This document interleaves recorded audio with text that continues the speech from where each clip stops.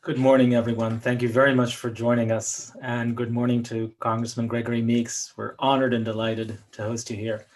Uh, Congressman Gregory Meeks is the chairman of the House Foreign Affairs Committee in the US Congress. He's a representative of New York.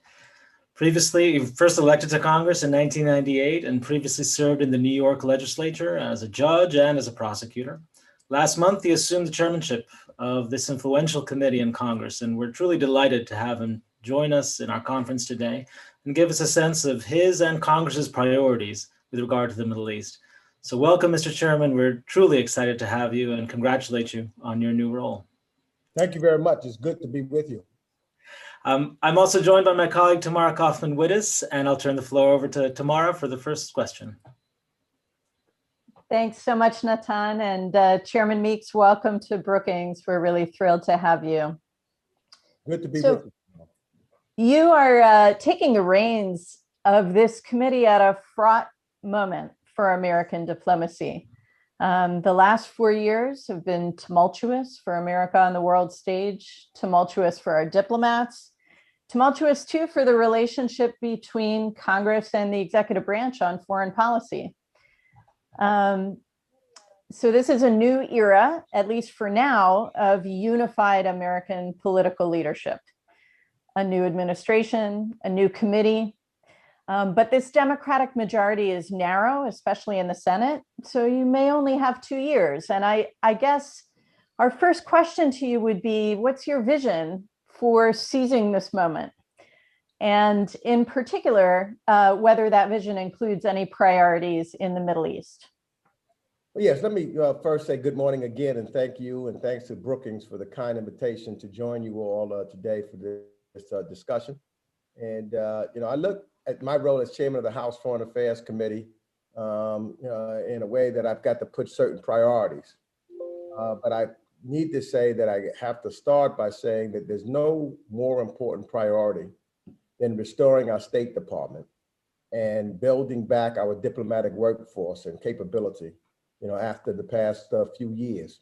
So diplomacy is at the core and is the core tool that the United States foreign policy, what we need to put forward. And for it to be effective, we need to rebuild our depleted and demoralized State Department. And I don't know if I froze or you're frozen. Oh, we can hear you. I left off, but let me just say that diplomacy is a core tool of the United States foreign policy. But for it to be effective, we've got to rebuild the depleted and demoralized State Department. And so, therefore, I'm making building back the State Department and restoring diplomacy as a core focus of my agenda as the committee chairman.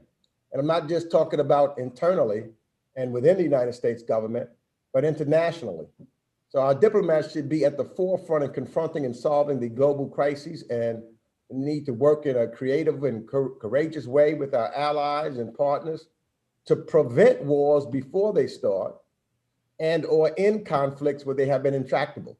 I mean, we think that that's very important. Our diplomats are critical to our national security interests and key to confronting global challenges like the pandemic, COVID, climate change, transnational terrorism, and of course, there's, many other issues that we've got to deal with. So there's much to be done, many tasks ahead to ensure that we have the tools and capabilities.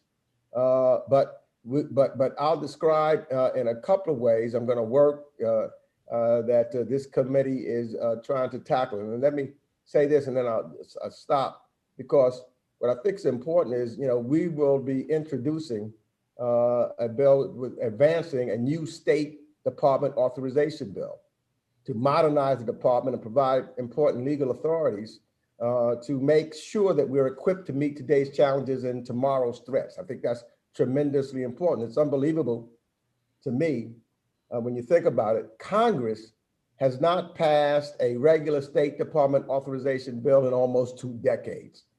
And while I look at the Defense Department and military service branches, they're often reauthorized via annual legislation. I've got to figure out how we change that. Reauthorization provides the avenue that I think that is necessary by which Congress can exercise its oversight, as well as provide helpful and necessary directives to modernize and adapt our bureaucracy to the changing world. So this is but one of the reflections that we have and been thinking about on the committee.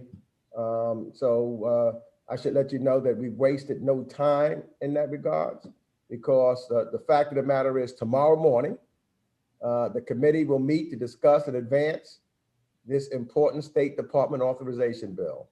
So then we will take it and have it considered by the whole House.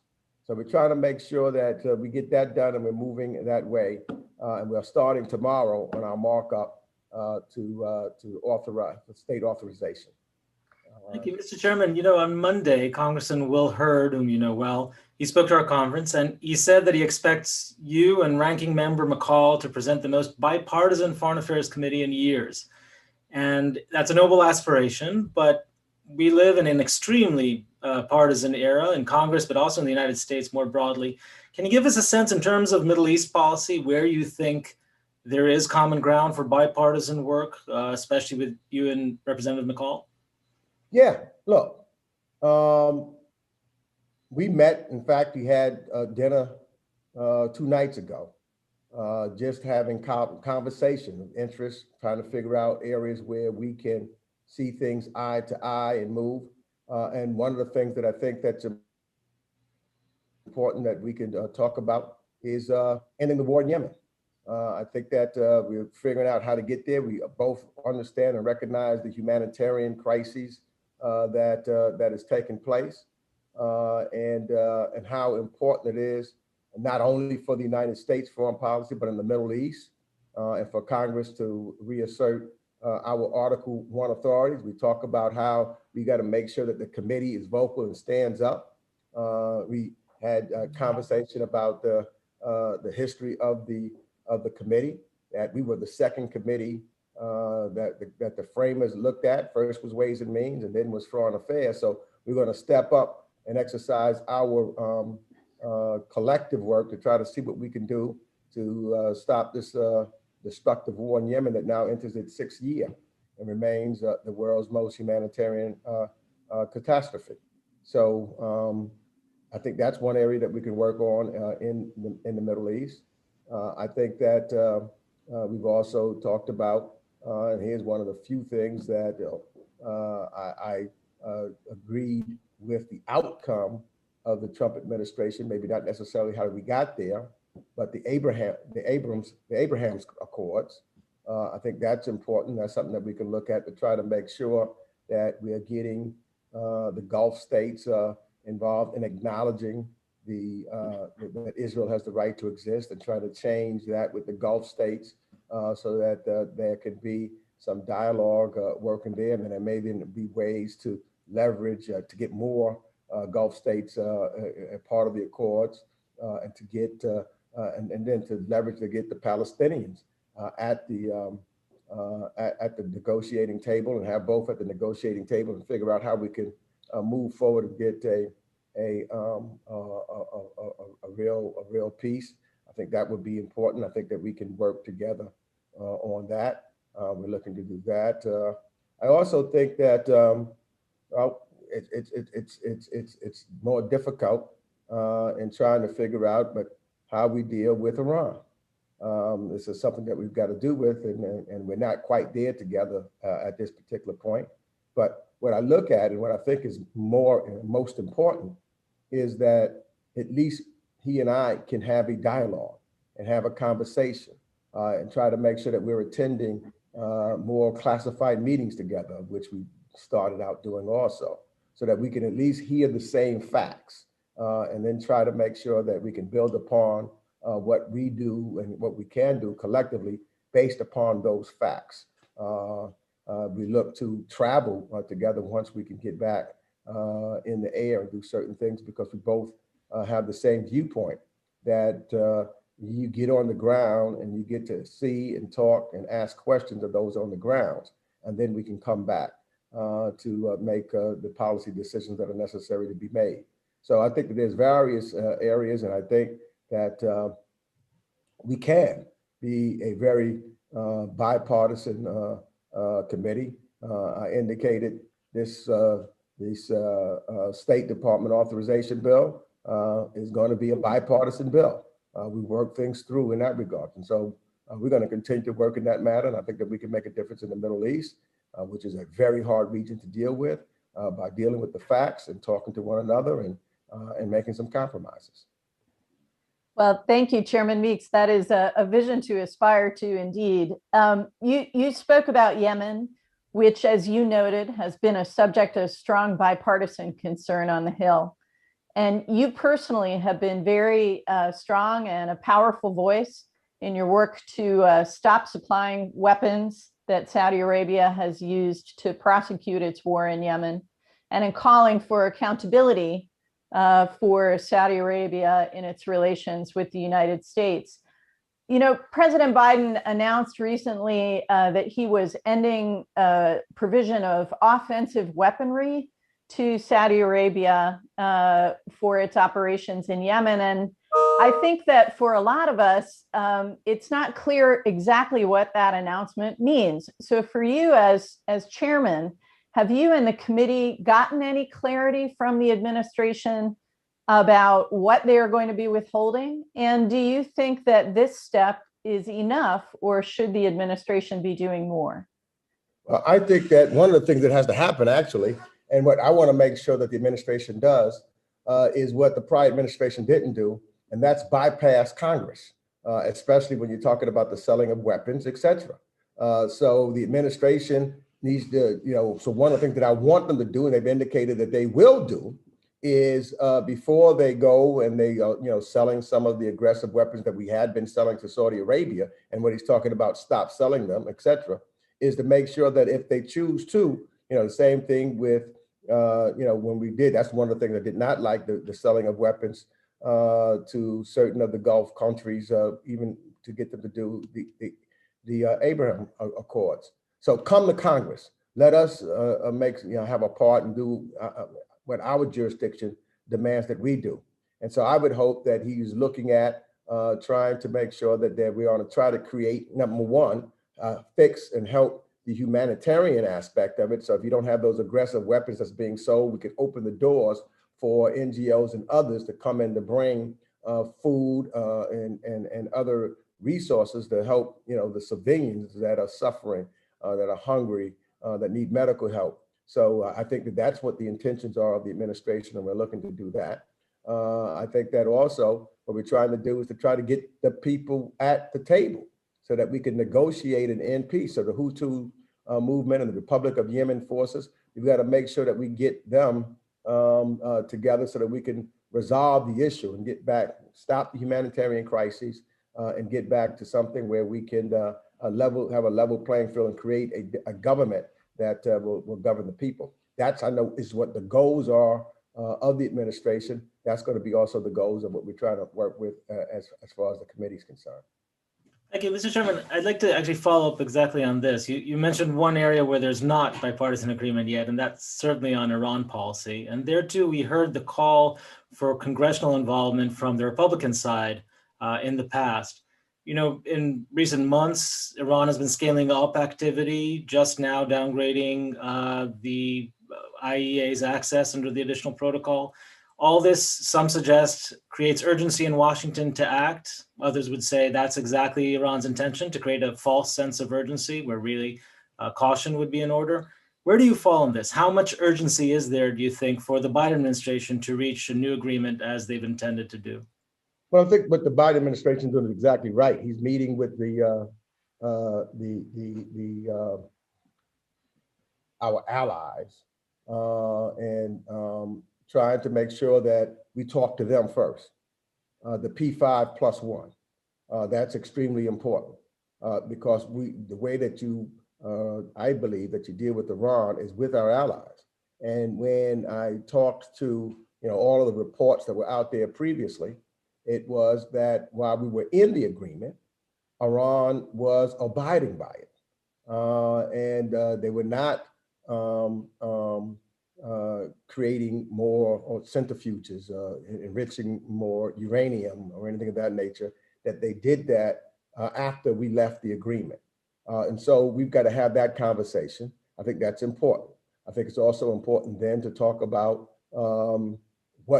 because I believe that the administration is right also that they got to go back. The Iranians got to go back to to the agreement when we entered the JCPOA, so that to dismantle some of those things, the enrichments that they've added and gone up to, that all has to be dismantled to start and then have further conversations. Here is, because here's, in my opinion, what I said is important in the beginning. Let's use diplomacy to stop wars before we can have one. Now, I realize that there's other areas of what we've got to work with going down the road, but the main intention of the JCPOA was to make sure that Iran did not have a nuclear weapon.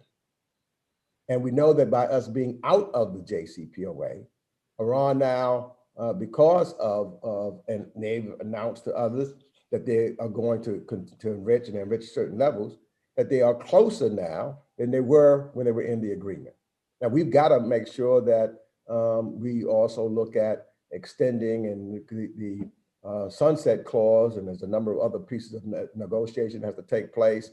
We've got to look at some of their issues that they have with ballistic missiles and things of that nature.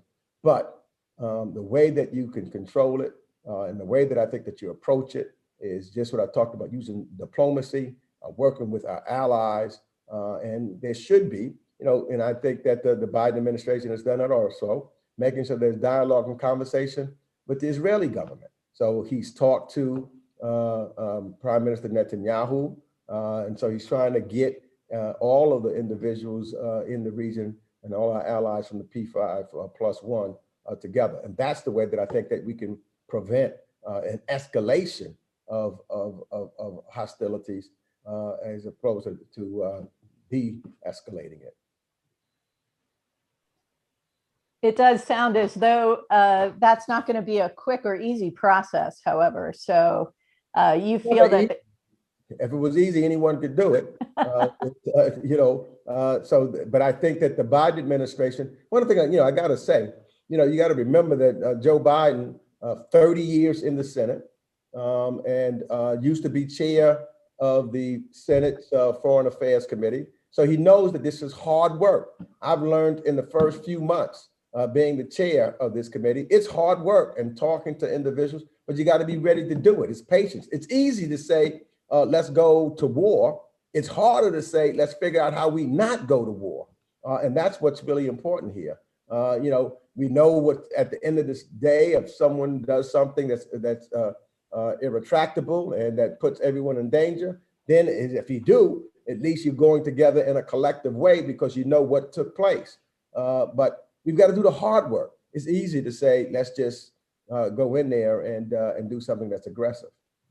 Yeah, I think that's a crucial point, that diplomacy takes a lot more time. And it's sometimes difficult, even for the American public, to have the patience to see diplomacy take the time it needs to take to reach an agreement. But that is the challenge of leadership that's before you. If I may, Chairman Meeks, I want to turn to the Israeli-Palestinian dimension, which you mentioned earlier. And of course, the agreements between Israel and Arab states are historic and important, but they don't substitute for resolution of the Israeli-Palestinian conflict. And the relationship between the United States and the Palestinians and the Palestinian leadership has suffered a lot of blows over the last few years. So the Biden administration has to confront that challenge. And I think one of the early questions is about restarting American assistance to the Palestinians, even if we're not giving direct support to the Palestinian Authority. Humanitarian assistance for Gaza, support for healthcare and education, aid to hospitals in Jerusalem that was cut off by the Trump administration.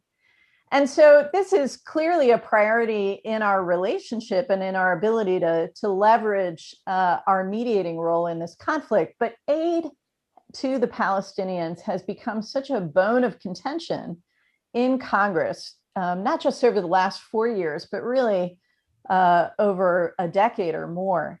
So I'm wondering what role you would like to see Congress play in restarting assistance to the Palestinians. And do you have any concerns about restarting that assistance, or what concerns do you anticipate you might find amongst your colleagues? Look, I think that, again, for me, I'm going to bring globally humanitarian concerns to the committee, and trying to make sure that we're able to prevent innocent men, women, and children from starving, from the kinds of lack of medical treatment and medical care. It's just a human issue for me.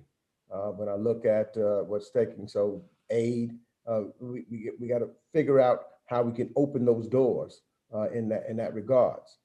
Understanding, because let me tell you, I know how important Israel is to us as a partner, and I am committed to that partnership. You know, our social, political, and economic ties run so deep, and our bond between our two nations, you know, are together. So I'm committed to making sure that that relationship continues. And I also need to state that I want to make sure that, you know, when I talk to Palestinians, I get a chance to, and I believe that we will, that I'm going to serve as a strong voice against anti-Semitism, which has been rising along with racism around the world, and hate crimes. And so we've got to make sure that we stand and be clear for that. Now, the way to do this, and also is why I have some hopes for the Abraham Accords to get some conversation, because I think that the way you also get able to get the aid to the Palestinians, et cetera, with the agreement from both, is to get back to talking about a two-state solution. And I'm committed to a two-state solution. I think that's important, and we can't lose sight of that. So I will continue to condemn the use of violence, and I think, you know, I've been to Israel several times, and I'm against the use of violence on both sides. But I've also seen for myself the tunnels that were dug underneath trying to attack Israel. I had been there, and I've seen a bus, seeing the individuals who were injured by a bus that had been blown up, those that were still alive and were taken to the hospital. So I know, you know, what this violence is and how emotional it is. And I believe that a two-state solution helps us to get there. So, but I don't think that having individuals who don't have access to aid helps us, and nor does it create an atmosphere where we can have talk of peace, and we could create among some of the younger Palestinians, et cetera, who would grow up with the hostility, thinking that one side is not trying to help the other in that regard. So I'm focused on humanitarian aid.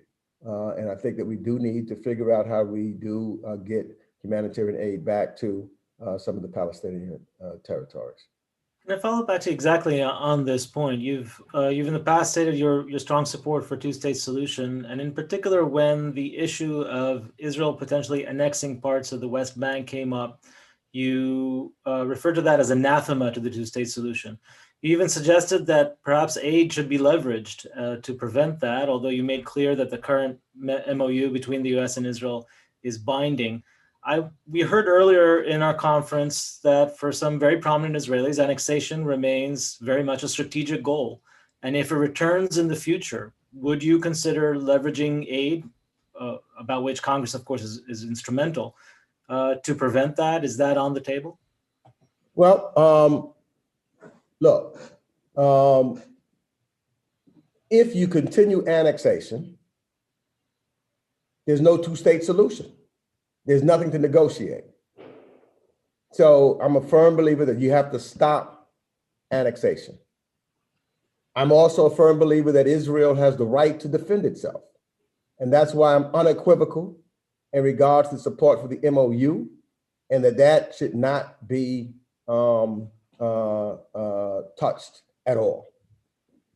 Now, there are certain requirements with some of the other dollars that that I was mentioning about, that already states, annexation and other rules and regulations that limits what it should be utilized for. And so I don't want to,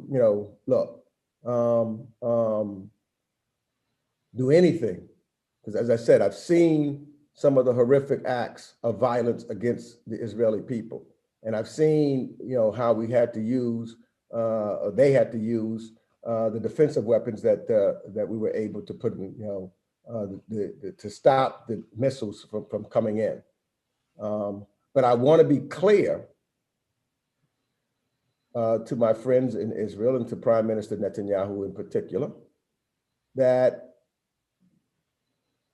annexation is not the way forward, that it's a two-state solution, that we've got to sit down at the table and we've got to figure out, and I want to help on the other side, because I realize some of the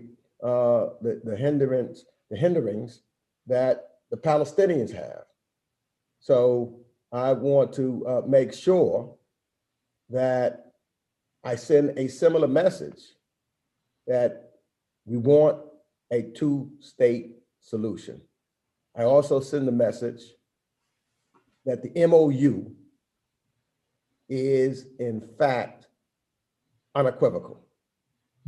So I don't want anybody to get confused about that. Thank you, sir. Chairman Meeks, we have a few questions from our audience, but before we go there, I can't help but ask about a question that I know is dear to your heart as well as dear to mine, which is the imperative of improving the diversity of the Americans who carry out our diplomacy at home and abroad. As you may know, I'm a founder of the Leadership Council for Women in National Security, working to boost more women into senior roles. You have been a champion for diversity and improving diversity in our diplomatic service. And so as you work on the authorization bill and move this agenda forward, what do you think is the most important thing we can do to not just recruit diverse talent, but retain and promote diverse talent? Why is it that we have seen so few Black, Indigenous, and other people of color rise to senior levels in our diplomatic corps? Well, you touched it. I think that's the key word, retention also.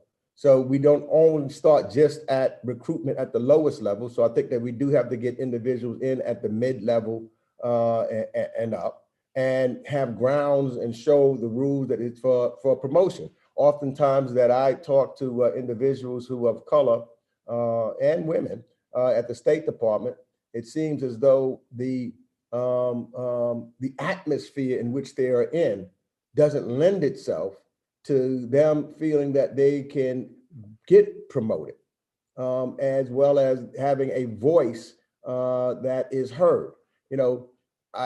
Yesterday we did a briefing where we had 4 distinguished individuals who either were ambassadors or worked for USAID, or just was involved at different levels in the State Department. And they all talked about that we've got to have individuals who are in the decision-making part of the State Department, starting, of course, with the Secretary of State, that changes the atmosphere. That individuals, why it's important for the diversity is because people come to the job with a different thought pattern from their background, but it's got to be listened to, and it's got to be one that is taken seriously. And I think people get frustrated once they're there, and when they feel that they're there and they have no opportunities for elevation, and or they're not listened to, then they feel that they need to go somewhere else, a different career. So it is important for us to make sure that those voices are heard. And that from my point, from the committee, there's going to be several bills that we're going to be looking to pass coming up. That's going to be focused on diversity and how, and that was the purpose of the briefing yesterday, and listening and talking to former diplomats so that we can look to address, seems that there's issues, systemic issues that are contained within the State Department, that individuals don't have the confidence that they can have this career and get the promotions that are equal to others. And so we're looking at addressing bills. A number of our colleagues on the committee, Congresswoman Karen Bass, Congressman Castro, myself, I have a bill. We all have bills that's going to be looking at the systemic problems so that we can resolve. And when we have the State Department officials come before us, this will be a prime focus of some of the questions that we will be asking them so that we can make sure that those changes are there. And I also hope to have some conversations directly with former secretaries of state to get their viewpoint and their thoughts, because we have the benefit of having them around, both Democrats and Republicans, so that we can see how we can fix that. So this is a prime concern of mine and will be at the top of the agenda for the committee. Thank you. Mr. Chairman, we only have a few minutes left, and we have a couple of questions that we've received from the audience. So I'd like to make a slightly abrupt shift, but we've received quite a few questions, actually, about America's policy and relationship with Turkey, a major NATO ally, but also an ally with whom the United States has had a complicated relationship in recent years, and whose record on political freedoms has been troubling. Do you favor trying to restart relations with Turkey? And if so, what might that entail? Would it regard weapon systems, F-35 or others as well? What is your attitude on the new policy towards Turkey? Well, look, Turkey is, as you indicated, is very complicated. Number one, I think that when we deal with, and they should be an ally, they're a NATO ally, and I feel that we have to tell them the truth straight up. Sometimes, whether it's some of the humanitarian issues, freedom and democracy issues, we've got to let them know what we think. We can't sugarcoat it with friends or adversaries. And so I want to make sure that we have that up front and that kind of dialogue. Now, it is true. They are in a key part of the world. They are NATO allies. And what I'm looking to do from the committee's viewpoint, I'm a part of NATO PA, for example. Turkey's there. And they have some of their parliamentarians that are attending. So I do want to make sure that I have conversation and dialogue with them about what's going on. One of our members of the committee, Jerry Connolly, will be the president of NATO PA. So that's part of his agenda. And we're going to make sure that we support and talk to him in that regard, and may even have a hearing in regards to the NATO PA that he will co-chair with me so that we can make sure that we're talking about how to deal with Turkey. I will tell you this. I'm a multilateralist. I don't believe in America alone. I don't believe in America first. I think that we've got to work collectively with our allies. And we've got to, and when they fall short, we got to let them know. And then, and we should do that too in a multilateral way, in a collective way. And so that's how I want to deal with Turkey also. When I first came to Congress, I had high hopes that they were going to be a very democratic society. I looked at them being mostly Muslims and the track that I thought that they were going on. Well, there's no questioning that they've gone off that track. And we got to have those real discussions and real, talk. And where they buy their weapons from, if they're buying weapons from Russia, et cetera, we've got to have a conversation about those jets. and figure it out. We don't need to just turn our backs. We've got to have honest, hard, diplomatic conversations in that regards and figure this thing out and do it with our allies. Do it collectively with others. That's what's really important, because otherwise you end up isolating yourself. We want to be the leaders. I keep saying that America is going to be back at the table. Well, what does back at the table mean? And back at the table means we're just going to say, you do it this way. We're going to do it the way America wants it done, and not consider and work with our allies. Then that's not back at the table. That's not leadership even. Leadership is who you can bring along with you. Leadership is who you work with. And that's what I'm committed on, is having true leadership back at the table, working with our allies and not doing it in a manner. Look, we had January the 6th here in the United States of America. So we better have some humility also when we talk about and talking to other nations.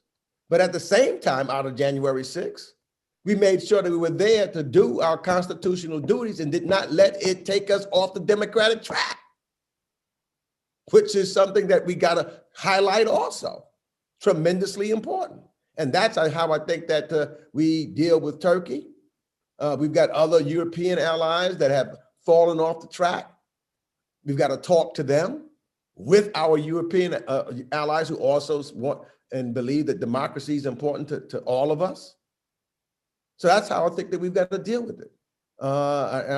So it does mean that we have dialogue and conversation and talk. I would like for our committee and our members to have more conversations with other parliamentarians. I think that's important. And develop relationships in that regards. And that's the way I look to move this committee.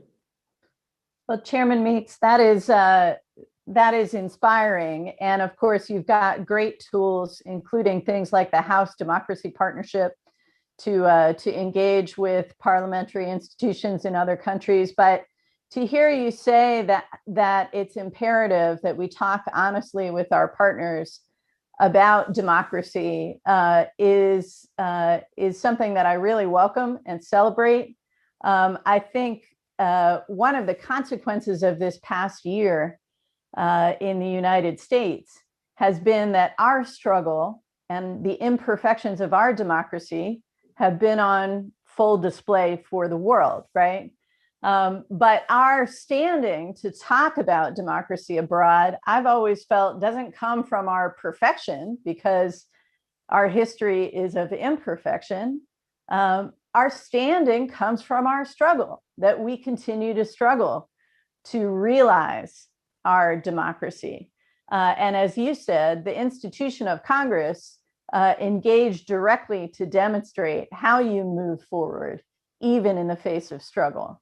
So I'm really delighted to hear you frame the issue in that way and reaffirm your commitment to talking to our allies as well as our adversaries about democracy and human rights. And your committee has always been a place where human rights defenders and civil society activists have been able to speak, not only experts and officials. So I look forward to that in your leadership. Mr. Chairman, thank you so much for your time today. Thank you. Thank you for having me. And let me just say that, because you touched on something that's really important real quickly. And that's why I think that, I happen to be the first African-American chair of this committee. So just when I was talking about diversity, I do come at this at a different viewpoint. I know of the wolves. You talk about our Constitution and our forefathers. Well, my ancestors were not really part of that. They weren't considered to be part of that Constitution. But what makes this country great is that we were able to improve upon the imperfections of the nation. So I want to go and talk to these others, not that America is the perfect country, but we were able and still moving to become a better country by standing strong for the fight for democracy. Because in the end, that's how we make it a better place. And the world is so small now, we're so interconnected, but also interdependent. And So I want to thank you, and I'll be leaning on Brookings and all of your expertise and the people that you have there to get some of your thoughts and ideas on how we could do this together so that we can make sure that tomorrow is better than our today or yesterday. That's what this is really all about. So thank you very, very much. Chairman. Thank you very much. Thank you. We look forward to that. And next up, we will hear from Foreign Minister Bourita of Morocco. Mr. Chairman, thank you so much for your time, and I hope our audience will stay with us. Take care now. Thanks for watching. Be sure to like and subscribe for more videos from Brookings.